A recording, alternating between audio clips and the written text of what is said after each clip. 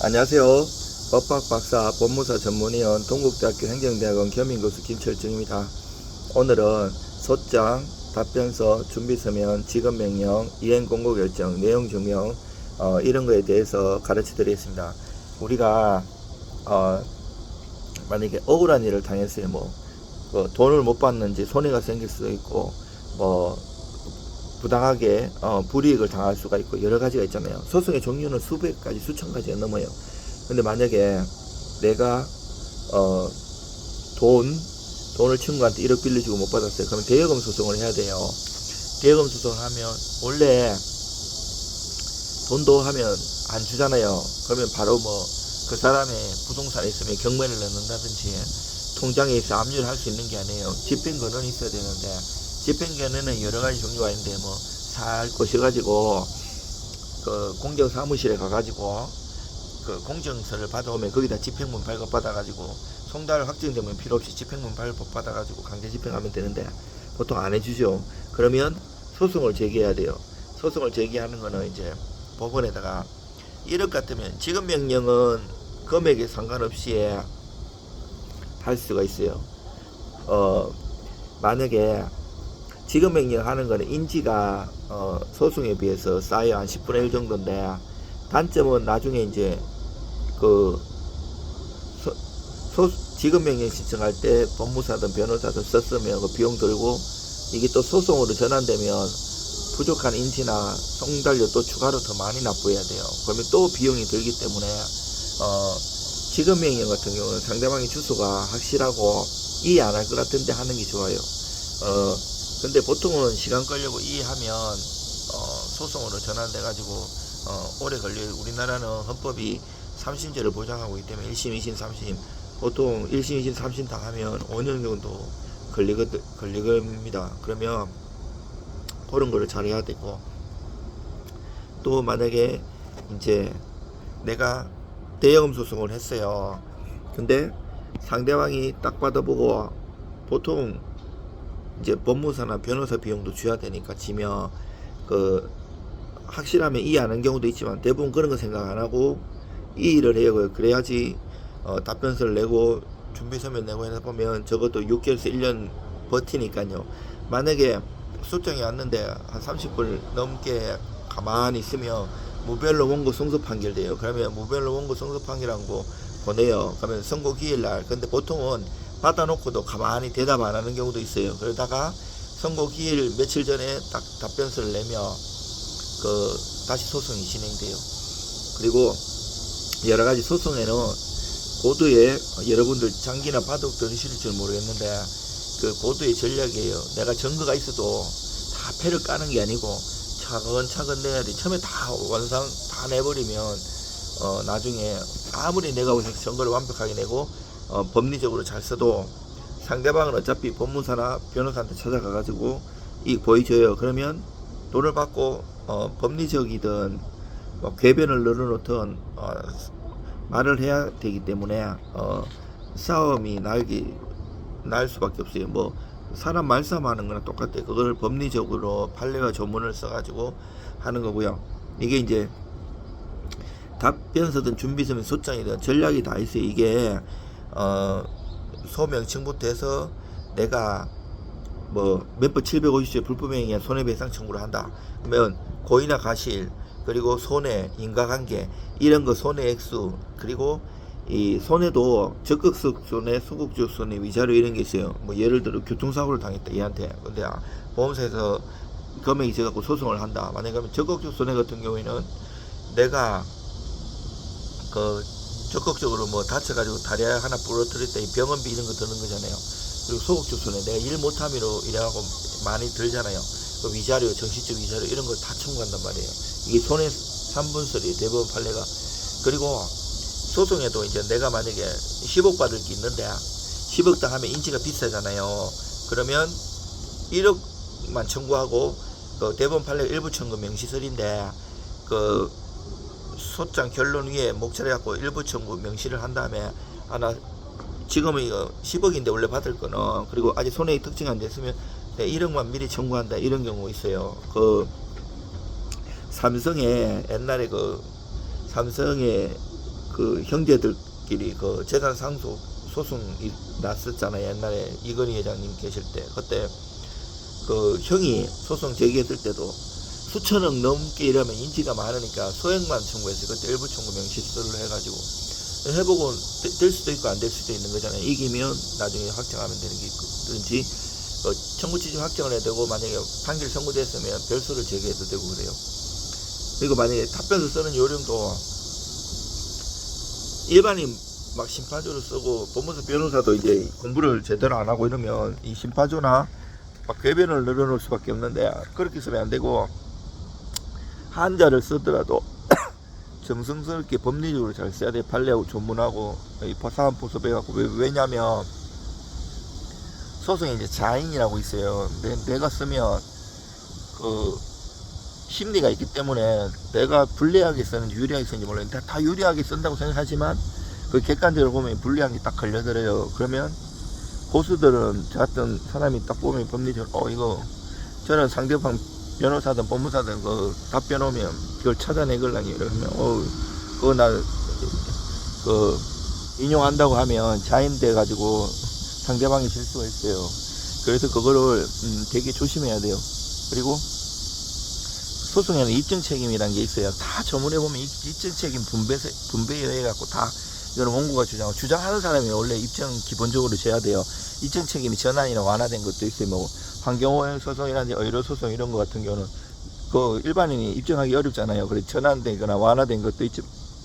행정소송에도 또 그 비슷한 게 있어요. 다 민사소송도 그렇지만 형사소송. 그리고 이것이 내가 입증 책임이 있는 곳에 패소 위험이 있다 그러면 입증 못하면 지는 거예요. 주장하면 무조건 다 입증을 해야 돼요. 그리고 입증하는 것도 소송 기술이 많이 있어요. 뭐 이렇게 그 고소장도 그렇고 소장도 그렇고 내가 증거 있다고 다 내는 게 아니고 실제 증거 없어도 뭐 추후 제출하겠습니다. 아니면 있는 것처럼 얘기 싹 쓰는 비법도 있어요. 그래가지고 아니면 뭐 내용 증명을 보내갖고 증거를 만든다든지. 증거를 만드는 게 위변조하면 큰일 나고 이거 형사 처벌 받고.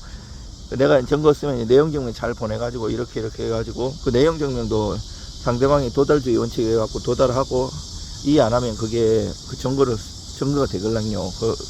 그렇게 하고 싸울 수 있어요. 보통 이제 대검 소송할 때 증거가 없는 경우도 있어요. 현금으로 주는 경우도 있고 뭐 또 계좌를 이체해도 실질적으로 아버지가 채무 불이행 때문에 아버지가 실질적으로 그 빌려가는데 아들 이름으로 이체를 한다든지 뭐 공동피고를 잡아갖고 하는 방법도 있고 여러 가지 방법이 있는데 잘못하면 패소할 수도 있어요. 정말 정밀하게 잘 들어가야 돼요. 억울하다고 무조건 그 소송이 민사소송이 형사이고 다 이기는 게 아니에요. 그거를 전문가한테 잘 맡겨갖고 제대로 써야 돼요. 만약에 내가 먼저 소를 제기했어요. 그러면 상대방이 답변 쓰고 그 다음부터 서로 공방하는 거를 준비서면이라고 해요. 준비서면도 뭐 소장에 쓴 거나 답변에 쓴 거를 계속 반복해갖고 중원부원하면 안 되고요. 그 상대방 반격한 거에 대해서 정밀하게 잘하고 원고 측은 내가 소장에 제기했는 그 간단하게만 써야 돼요. 고소장도 마찬가지예요. 고소장도 있는 거 다 쓰면 상대방이 열람할 수 있단 말이에요.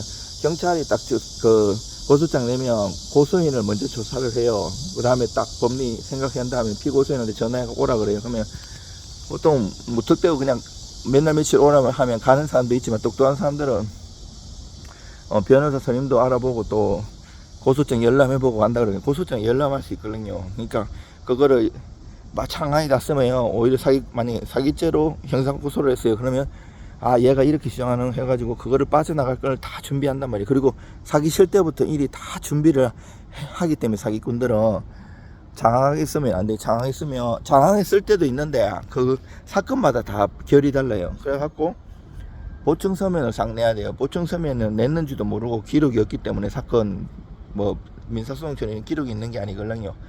뭐 냈는지도 모르고 그리고 보충 서면으로 죽여야 돼요.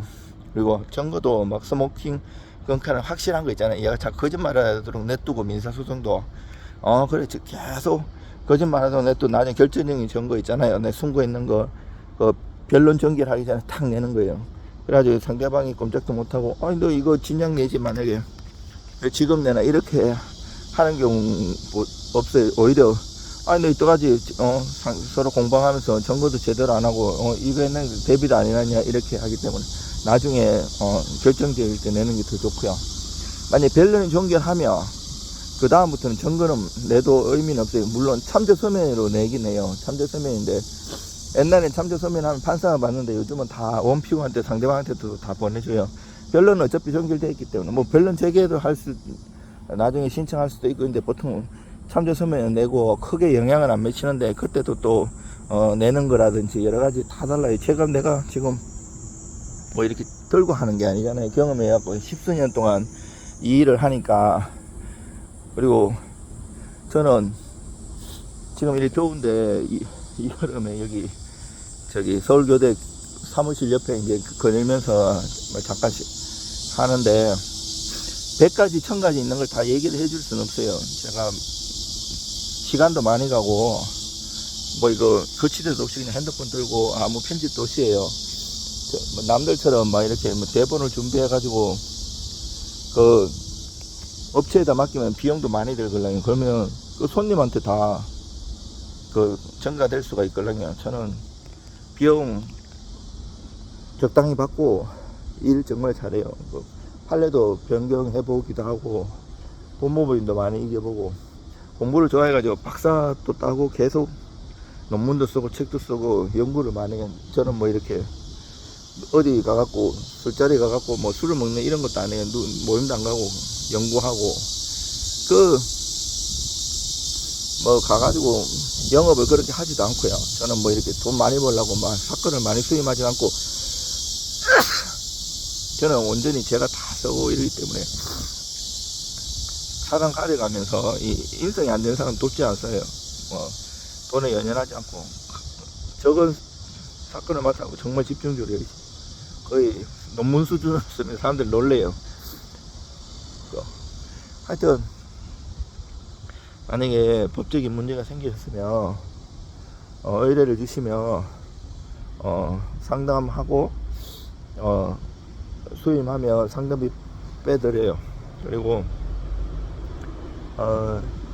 대충 뭐든지 대충 해갖고 이렇게 안에 뭐 어디 비용이 알아보고 비용 얼마냐 이러면 좋은 사람 못 만나요. 그 비용은 다 비슷비슷하고 뭐 형편이 안 되면 좀 깎아달라고 할 수도 있는 거고 이런 건데 뭐 비용을 짜면 사람이 딴 데 가라 그러네. 보통 사람들 저도 그러고 그게 아니고 자기가 진짜 오늘 있으면 전문가한테 이게 제일 잘된 이길 수 있는 건지 질 건지 제대로 물어보고 법리에 어떻게 반박할 수 있는지 그런 거를 상담료 나라에서 정한 거 적당하게 주고 만약에 일 맡으면 상담비 저는 빼드리거든요.